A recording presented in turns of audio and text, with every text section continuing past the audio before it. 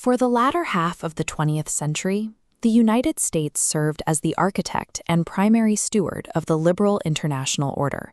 It designed the institutional frameworks and trade rules that defined global stability. That baseline is shifting.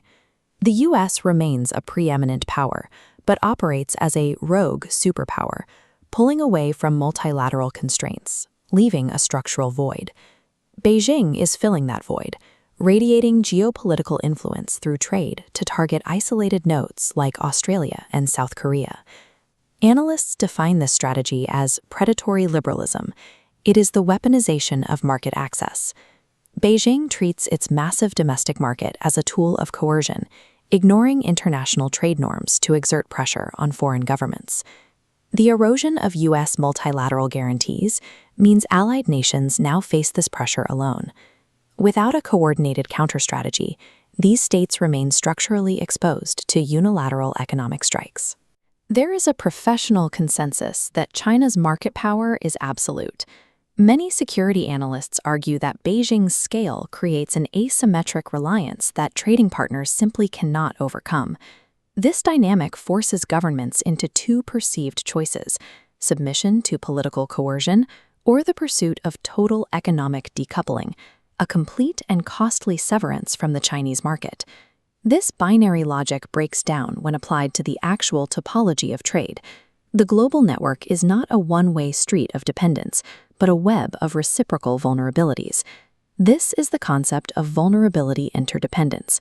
China requires specific, high-value inputs to sustain its own industrial engine, creating hidden leverage for the very states it attempts to bully. Raw UN Comtrade data suggests that coerced states can build a collective resilience deterrent. By identifying China's own dependencies, these nations can coordinate a defense without the necessity of total decoupling. Mapping the global network reveals specific choke points that a hegemon can survive without, offering a strategic alternative to defensive isolation. Predatory liberalism relies on obfuscation. Beijing rarely declares a formal trade war. Instead, it utilizes non-WTO compliant measures, like sudden health inspections or contrived safety standards, to bypass international law. This diagram plots the direct link between political triggers and trade strikes. When a nation takes a diplomatic or military action Beijing opposes, trade barriers on entirely unrelated consumer goods appear almost instantly. Back in 2016, South Korea officially deployed the THAAD missile defense system.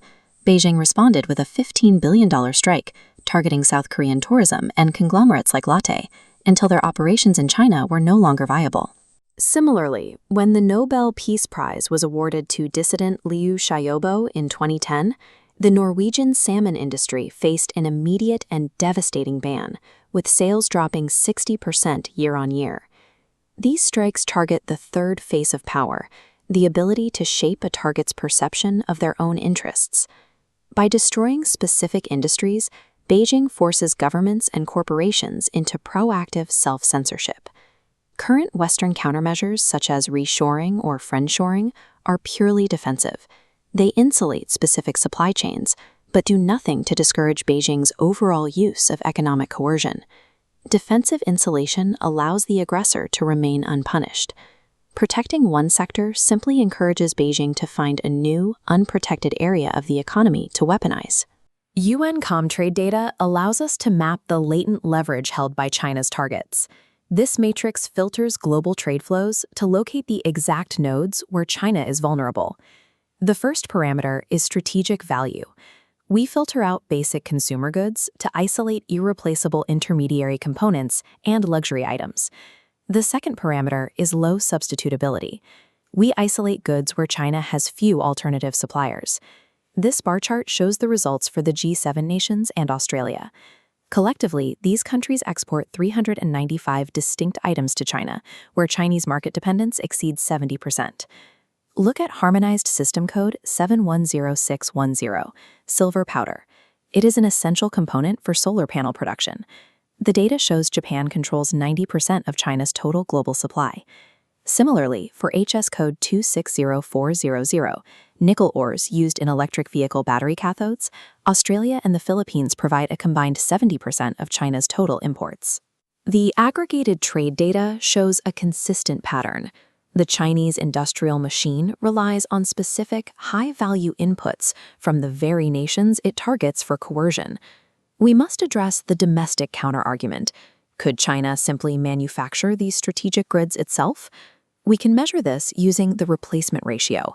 By comparing China's exports of a good to its imports, we gain a mathematical proxy for its domestic production capacity. This scatterplot maps the 23 most critical high-dependence items. Any point falling below a ratio of 1 indicates that domestic replacement would be highly costly and inefficient. For 19 of the 23 analyzed items, the ratio is 0.28 or less, meaning domestic manufacturing cannot realistically absorb a disruption. For 11 of these items, the replacement ratio is effectively 0. China has no domestic capacity to replace these specific supply lines. The transaction costs of attempting to replace these inputs domestically would be unacceptable, making these supply chains a primary site for deterrence. Collective resilience is an offensive peer competition strategy. It moves past defensive insulation and applies classic deterrence theory to the economic domain.